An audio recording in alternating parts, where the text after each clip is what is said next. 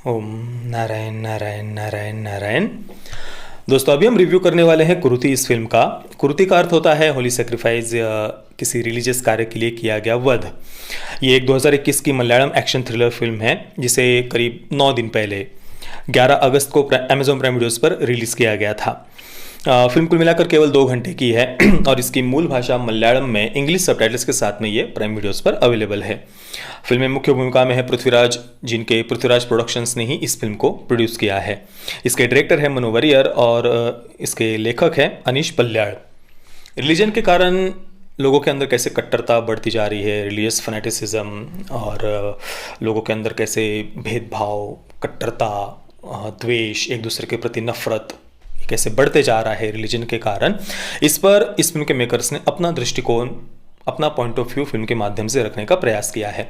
सबसे पहले हम फिल्म की कहानी के बारे में संक्षेप में बात करेंगे, उसके बाद मैं अपना एक्सपीरियंस आपको बताऊंगा और सबसे अंत में, वीडियो के आखिर में, मैं कुछ क्रिटिक्स के बारे में बात करना चाहता हूं जिन्होंने इस फिल्म का रिव्यू किया है। मैंने कुछ रिव्यूज़ देखे तो एक बात पर काफ़ी सारे रिव्यूअर्स ने अपने आप को जो बहुत लिबरल, ओपन माइंडेड क्रिटिक मानते हैं, तो उनके रिव्यू में मैंने एक बात पर काफ़ी जोर देते हुए उनको मैंने देखा कि भाई, आज के इस हाईली पोलराइजिंग टाइम्स में आज हम जो जी रहे हैं, आज ये जो करंट पोलराइजिंग सोशल फैब्रिक, हमारी जो सामाजिक एकता टूटती जा रही है, नफरत, जो धार्मिक कट्टरता बढ़ती जा रही है, असहिष्णुता, इंटॉलरेंस जो बढ़ते जा रहा है, उस पर ये फिल्म सटीक भाष्य करती है, ऐसा कई सारे क्रिटिक्स ने बोला है। ये मैंने देखा। तो ये जो आज के इस शब्द पर उनका काफ़ी जोर था ना, तो मैं उनसे कुछ कहना चाहता हूँ जो भारत को, मतलब असहिष्णु, इंटॉलरेंट वगैरह जो भी उनको लग रहा है कि ऐसा हो गया है भारत, उनसे मैं अलग से बात करना चाहता हूं। उन पर हम वीडियो के अंत में बात करेंगे। सबसे पहले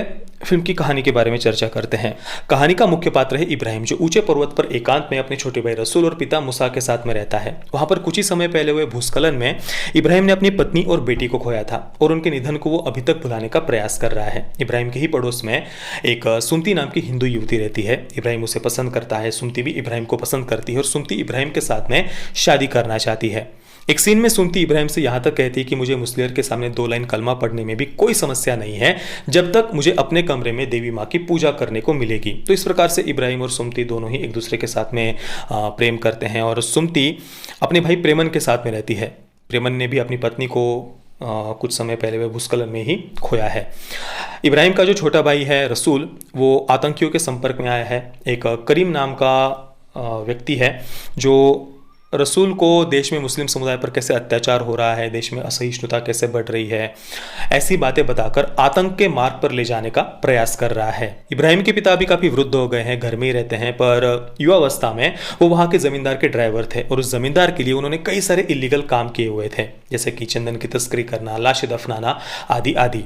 अब ऐसे में एक रात्रि को पुलिस इंस्पेक्टर सत्यन विष्णु नाम के एक अपराधी को लेकर इब्राहिम के घर में घुस जाते हैं और घर को बंद कर देते हैं। पुलिस इंस्पेक्टर का कहना है कि कुछ लोग विष्णु की हत्या करना चाहते हैं और इस कारण से अभी रात्रि को जाने के लिए कहीं पर जगह नहीं है, तो वो उसी घर में वहाँ पर रुकने वाले हैं।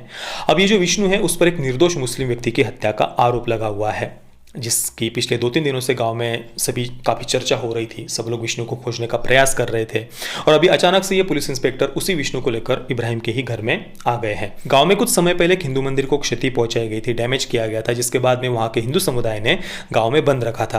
अब ऐसे में विष्णु की वहाँ के एक मुस्लिम समुदाय के व्यक्ति के साथ में बहस हो गई थी। बहस काफ़ी बढ़ गई थी और उसी बहस के दौरान विष्णु के हाथों उस व्यक्ति की हत्या हो गई थी। अब विष्णु का अपने डिफेंस में ये कहना है कि उसने जानबूझकर उस व्यक्ति की हत्या नहीं की थी, एक्सीडेंटली, गलती से उससे हत्या हो गई थी। जिसके बाद से लई, करीम, इन जैसे कुछ मुस्लिम समुदाय के लोग विष्णु को मारना चाहते हैं और पिछले 2-3 दिनों से ऐसे कुछ लोग विष्णु को खोज रहे थे और उन्हीं लोगों से इंस्पेक्टर सत्यन विष्णु को बचाकर इब्राहिम के घर लेकर के आए हैं। अब इब्राहिम के साथ में सबसे बड़ी समस्या, दुविधा यह है कि वो अपने लोगों का साथ दे, अपनी मान्यता का साथ दे, या फिर विष्णु की रक्षा करे। बाकी इब्राहिम का छोटा भाई रसूल तो करीम को तुरंत मार डालना चाहता है, क्योंकि रसूल पहले से ही करीम के संपर्क में था और उसके साथ रहने के कारण उसके मन में पहले से ही विष्णु के प्रति काफी द्वेष था। अब यहाँ पर इब्राहिम के जो पिता है मूसा, वो एक महत्वपूर्ण भूमिका निभाते हैं। इब्राहिम के पिता मूसा को ही फिल्म में सबसे ज्यादा समझदार, वाइज, बुद्धिमान और सबको साथ में लेकर चलने वाला दिखाया है। देखिए फिल्म क्या कहना चाहती है, क्या कहने का प्रयास करती है। इन बातों को अगर हम थोड़ी देर के लिए साइड में रख दें तो फिल्म की कहानी काफी इंटरेस्टिंग थी, एंगेजिंग थी और एक सिंपल सी कहानी होते हुए भी, मतलब एक ऐसी कहानी है जिसमें ढेर सारे कैरेक्टर्स नहीं है, एक ऐसी कहानी है जिसमें कई सारे ट्विस्ट और टर्न्स नहीं डाले जा सकते, एक सिंपल सी कहानी है, पर फिर भी फिल्म हमें शुरुआत से आखिर तक अपने साथ में बांध कर रखती है। हालांकि कुछ जगहों पर फिल्म थोड़ी सी ओवर ड्रामेटिक हो जाती है, कुछ डायलॉग्स भी काफ़ी ओवर द टॉप थे, और जहाँ तक बात है सोशल, पॉलिटिकल और रिलीजियस मुद्दों की, तो वहाँ पर भी फिल्म का दृष्टिकोण मुझे काफ़ी उथला लगा, शैलो लगा। फिल्म के पॉइंट ऑफ व्यू में, दृष्टिकोण में मुझे कुछ खास ऐसी गहराई, डेप्थ मुझे कम से कम नहीं दिखाई दी। पर फिर भी फिल्म कहीं पर भी हमें बोर नहीं करती है। परफॉर्मेंसेस सभी के बढ़िया थे और ये एक टेक्निकली वेल मेड फिल्म है, इसमें कोई संदेह नहीं। बाकी जहाँ तक बात है फिल्म के मैसेज या फिर पॉलिटिकल थियरी की, तो जिन्हें पॉलिटिक्स के बारे में या फिर देश की सत्य परिस्थिति के बारे में इतना कुछ खास ऐसा ज्ञान नहीं है, उन्हें फिल्म काफ़ी प्रभावित करेगी। फिल्म ये कहने का प्रयास करती है कि रिलीजन के कारण लोग अपना विवेक खोते जा रहे हैं, और ये बिल्कुल सही बात है, इसमें कोई भी संदेह नहीं है।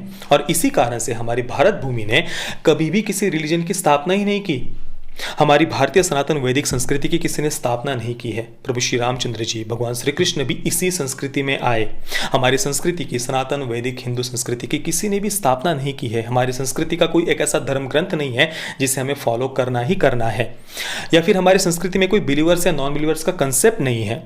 हमारी संस्कृति सभी में, कण कण में ईश्वर देखना सिखाती है, प्राणी मात्र में ईश्वर देखना सिखाती है। और इसी कारण से हमारे हजारों वर्षों के इतिहास में हमारे देश ने, हमारी संस्कृति ने कभी भी किसी देश पर आक्रमण नहीं किया, किसी को कन्वर्ट करने का प्रयास नहीं किया। उल्टा जिन पर पूरे विश्व में अत्याचार हो रहे थे, जिन्हें पूरे विश्व में प्रताड़ित किया जा रहा था, ऐसे यहूदी हो या फिर पारसी भाई हो, समाज हो, उन्हें इस भारत भूमि ने शरण दी थी। हमारी संस्कृति प्राणी मात्र में, सभी में, कण कण में ईश्वर देखना सिखाती है, और अपने इस शरीर, मन और बुद्धि से ऊपर उठकर अपने आत्म स्वरूप को, परमात्मा स्वरूप को पहचान कर सभी बंधनों से मुक्त होना हमारी संस्कृति सिखाती है। जीव को उसके शिव स्वरूप का ज्ञान हमारी संस्कृति दिलाती है, और इसी कारण से हमारी संस्कृति में उस परम लक्ष्य को पाने के लिए कोई एक ऐसा मार्ग नहीं है। कोई भक्ति योग के मार्ग से, तो कोई कर्म योग के मार्ग से, तो कोई ज्ञान योग के मार्ग से, तो कोई समत्व योग के मार्ग से, भिन्न भिन्न मार्गों से हम उसी एक परम लक्ष्य को प्राप्त कर सकते हैं। हमारी संस्कृति कहीं पर भी हमें बांधती नहीं है, या हमारी संस्कृति हमें केवल भक्त बनाकर नहीं रखना चाहती। हमारी संस्कृति तो हमें अपने शिव स्वरूप को पहचानना सिखाती है। उस परमात्मा स्वरूप में स्थित करना हमारी संस्कृति का परम लक्ष्य है। यानी शरीर, मन, बुद्धि, इन बंधनों से मुक्त होकर, इनसे ऊपर उठकर अपने परमात्मा स्वरूप को पहचानना हमारी संस्कृति सिखाती है। और हमारी संस्कृति में केवल श्रद्धा की प्रधानता नहीं है, केवल भक्ति की प्रधानता नहीं है, तर्क की प्रधानता है, विवेक की प्रधानता है। और इसी कारण से हमारे जितने भी शास्त्र है, उपनिषद है, उन्हें आप देख लीजिए, वहाँ पर कोई ना कोई शास्त्रार्थ आपको देखने को मिल जाएगा, कोई प्रश्नोत्तर ही देखने को मिल जाएगी। कहीं पर माता पार्वती भगवान शिव जी से प्रश्न पूछ रही है, कहीं पर सनकादि ऋषि शास्त्रार्थ कर रहे हैं, या कहीं पर अर्जुन भगवान श्री कृष्ण से प्रश्न पूछ रहे हैं। इस प्रकार से तर्क की, विवेक की हमारी संस्कृति में प्रधानता है। पर आज कुछ लोग ऐसे हैं जो एक स्पेसिफिक एजेंडा के तहत सिलेक्टिव आउटरीच करके हमारी हजारों वर्ष पुरानी सभ्यता की छवि को धूमिल करना चाहते हैं। अब हम आते हैं उस विषय पर जिसके बारे में मैंने शुरुआत में बात की थी, कि कुछ जो क्रिटिक्स के मैंने रिव्यूज़ देखे जिनका कहना है कि भाई आज का ये जो भारत है वो काफ़ी इंटॉलरेंट हो गया है। देखिए, सबसे पहले तो ऐसे जो क्रिटिक्स हैं उनसे मैं बड़ी ही नम्रता से हाथ जोड़कर एक प्रश्न पूछना चाहता हूँ कि उनका ये जो कहना है ना कि भाई आज का ये जो भारत है ये काफ़ी इंटॉलरेंट हो गया है, हम एक हाईली पोलराइजिंग टाइम्स में जी रहे हैं। हाँ, करंट ये जो पोलराइजिंग जो सोशल फैब्रिक है, जो सामाजिक एकता है, वो बस टूटने की कगार पर पहुँच चुकी है, वगैरह वगैरह। ऐसा जो कुछ भी उनका दृष्टिकोण है आज के भारत को लेकर, ये आज के इससे उनका क्या मतलब है? मतलब आज के भारत में उनको ऐसा क्या बदलाव देखने को मिला है, ये मैं सच में समझ नहीं पा रहा हूँ। चलिए थोड़ा सा तुलना करते हैं हम। पिछले 70 वर्षों का इतिहास उठाकर आप देख लीजिए। पिछले 6-7 वर्षों में सबसे ज़्यादा देश में एक शांतिपूर्ण वातावरण हमने देखा है। आतंकवादी कश्मीर से आगे नहीं बढ़ पाए हैं पिछले 6-7 वर्षों में, कहीं पर भी वो बम धमाका नहीं कर पाए हैं। पहले जो आए दिन हम कहीं ना कहीं से दंगों की न्यूज़ सुनते थे, वो पिछले 6-7 वर्षों में दंगों की खबरें बिल्कुल ना के बराबर हो गई है। हाँ, पश्चिम बंगाल से हमने धोलागढ़, मालदा वगैरह ऐसी कुछ दंगों की न्यूज़ सुनी थी, जहाँ से उसके बाद वहाँ से जो हिंदुओं का पलायन हुआ ये भी हमने देखा। पर अन्य जगहों पर कहीं पर भी जो दंगों की न्यूज़ है वो बिल्कुल ना के बराबर हमने सुनी है। दिल्ली में भी जो देश की राजधानी को अस्थिर करने का प्रयास किया गया था, उसमें भी देश विरोधी ताकतें सफल नहीं हो पाई। उत्तर प्रदेश, जहां से आज से 4-5 वर्ष पहले की न्यूज़ आप ज़रा से उठाकर देख लीजिए, उत्तर प्रदेश से हर महीने कहीं ना कहीं से दंगों की न्यूज़ आ जाती थी, पर पिछले 4-5 वर्षों में आप देख लीजिए वहाँ पर उत्तर प्रदेश में, उसी उत्तर प्रदेश में, चाहे दंगाई हो या फिर कोई बाहुबली हो या फिर क्रिमिनल्स हो, अपराधी हो, या तो वो जेल में है या फिर उनका इनकाउंटर कर दिया गया है और उनकी जो संपत्ति है उसको सरकार ने अपने कब्जे में ले लिया है, उसको ज़मींदोज़ कर दिया गया है। तो दंगों की खबरें ना के बराबर है। कोई बम धमाके आतंकवादी देश में नहीं कर पाए हैं। इतनी शांतिपूर्ण वातावरण में पहली बार देश में इतनी तेजी से इंफ्रास्ट्रक्चर का विकास हो रहा है। आप शौचालय से लेकर के, बिजली से लेकर के, सड़क से लेकर के, रेलवे से लेकर के, डिफेंस तक, किसी भी क्षेत्र को आप उठाकर देख लीजिए। 2014 से पहले जिस गति से विकास हो रहा था उससे 3 से 4 गुना ज़्यादा तेजी से आज हम देश में विकास देख रहे हैं। तो इतना तेजी से हर क्षेत्र में इंफ्रास्ट्रक्चर का विकास हो रहा है, इतना शांतिपूर्ण देश में वातावरण है। तो ये हाईली पोलराइजिंग टाइम्स में हम जी रहे हैं। देश में बहुत इंटॉलरेंस बढ़ते जा रहा है, असहिष्णुता बढ़ते जा रही है, सोशल फैब्रिक बस टूटने की कगार पर पहुंच चुका है। इससे उनका क्या मतलब है ये मैं सच में समझ नहीं पाया हूं। उल्टा आज से 6-7 वर्ष पूर्व हमने कितनी भयावह और कितनी दुखद ऐसी घटनाएं देखी है, चाहे वो सिख भाइयों का नरसंहार हो जिसका आरोप एक पार्टी पर लगा हुआ है, या फिर 2006-7-8 के बाद 2007 से लेकर के 13 के बीच में आप देख लीजिए हर महीने कहीं ना कहीं से बम धमाकों की न्यूज़ आ जाती थी। उस पर फिल्म भी बना चुका है बॉलीवुड ही, इंडियाज़ मोस्ट वांटेड। इतना ही नहीं, उसी समय 2006-7-8 के समय कई पाकिस्तानी आतंकवादियों को छोड़कर उन बम धमाकों का आरोप हमारे ही देश के कर्नल पुरोहित जी और कुछ संतों के ऊपर लगा दिया गया था। इस प्रकार के षड्यंत्र हमने देखे।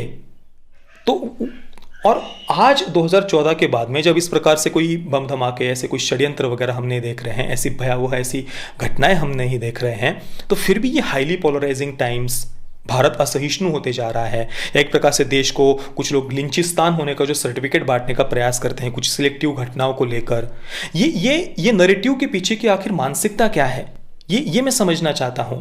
हाँ, एक बदलाव जरूर हुआ है 2014 के बाद में, जो एक बहुत अच्छा बदलाव है। पहले देश की जो मीडिया थी वो खुलेआम सिलेक्टिव आउटरीच करती जाती थी, सैकड़ों हजारों घटनाओं पर, हत्याओं पर वो चुप रहती थी, पर उनके एजेंडा को, उनके नैरेटिव को सूट करने वाली उन हजारों घटनाओं में से ऐसी कुछ इक्का दुक्का घटनाएं वो उठाते थे और उसी पर महीनों तक वो चर्चा करते रहते थे। आज भी जो लेफ्टिस्ट मीडिया है वो यही कर रही है। पर आज बदलाव ये हुआ है पिछले 6-7 वर्षों में कि आज देश की जनता उनसे प्रश्न पूछ रही है कि ये सिलेक्टिव आउटरीच क्यों? आप सैकड़ों नहीं हजारों घटनाओं पर, हत्याओं पर चुप रहते हैं और केवल अपने एजेंडा को सूट करने वाली इक्का दुक्का घटनाओं पर ही आप ये आउटरीच क्यों करते हैं? देश को असहिष्णु, इंटॉलरेंट दिखाने का प्रयास क्यों करते हैं? देश को लिंचिस्तान साबित करने का प्रयास आप क्यों कर रहे हैं? ये आज देश की जनता प्रश्न पूछ रही है और शायद यही प्रश्न पूछना कुछ लोगों को ठीक नहीं लग रहा, अच्छा नहीं लग रहा, रास नहीं आ रहा। आज देश की जनता प्रश्न पूछ रही है कि भाई ध्रुव त्यागी हो, अंकित सक्सेना हो, डॉक्टर नारंग हो, भरत यादव हो, चंदन गुप्ता हो, रामालिंगम जी हो, कैराना कांदला, धुलागढ़ मालदा, इन जगहों से हुआ हिंदुओं का पलायन हो, केरला से जो हमने कई सारे आरएसएस के कार्यकर्ताओं की हत्या की जो न्यूज़ सुनी, या फिर पश्चिम बंगाल में जो बीजेपी से जुड़े हुए जो हिंदू कार्यकर्ताओं की हत्या हमने सुनी, इस पर ये देश की जितनी भी बुद्धिजीवी है, इंटेलेक्चुअल्स है, अपने आप को लिबरल मानने वाली जो सेलिब्रिटीज़ है, ये पूरा जो लेफ्टिस्ट इकोसिस्टम है, ये सब इन सैकड़ों नहीं हजारों घटनाओं पर चुप क्यों रहता है? और क्यों केवल इनके एजेंडा को सूट करने वाली कुछ इक्का दुक्का घटनाओं को उठाकर ये देश को लिंचिस्तान साबित करने का प्रयास क्यों करते हैं? देश के अल्पसंख्यक समुदाय के मन में ये बात डालने का ये क्यों प्रयास कर रहे हैं कि भाई आप देश में असुरक्षित है? क्यों उनके मन में असुरक्षितता की भावना डालने का प्रयास किया जा रहा है कुछ सिलेक्टिव घटनाओं को लेकर? आज देश ये प्रश्न पूछ रहा है, सभ्य भाषा में ये प्रश्न पूछ रहा है। क्या इस कारण से ये हाईली पोलराइजिंग टाइम्स में हम जी रहे हैं ऐसा लग रहा है? क्या इस कारण से भारत इंटॉलरेंट लग रहा है? तो दोस्तों ये था मेरा कुरीति का रिव्यू। मैं कुरीति को दूंगा 7 out of 10 stars. Parental guidance की बात करें तो फिल्म में कोई सेक्स नहीं है, न्यूडिटी नहीं है, पर वायलेंस है और साथ में ही रिलीजन को लेकर कुछ थोड़ी सी संवेदनशील ऐसी चर्चा भी है फिल्म में। तो बच्चों के साथ देखने जैसे तो ये फिल्म नहीं है। बाकी फिल्म को यूएस सर्टिफिकेट मिला हुआ है, अगर आप देखना चाहते हैं तो देख सकते हैं पूरे परिवार के साथ में। बाकी आपने अगर इस फिल्म को देखा है तो आपका एक्सपीरियंस कैसा रहा मुझे आप नीचे कमेंट में ज़रूर बताइए। और अगर आप हमारे चैनल को सपोर्ट करना चाहते हैं तो नीचे सब्सक्राइब के बाजू में जो ज्वाइन बटन है उस पर क्लिक करके आप हमारे चैनल के मेंबर बन सकते हैं। ये वीडियो देखने के लिए आप सभी का बहुत बहुत धन्यवाद। जय श्री राम, वंदे मातरम।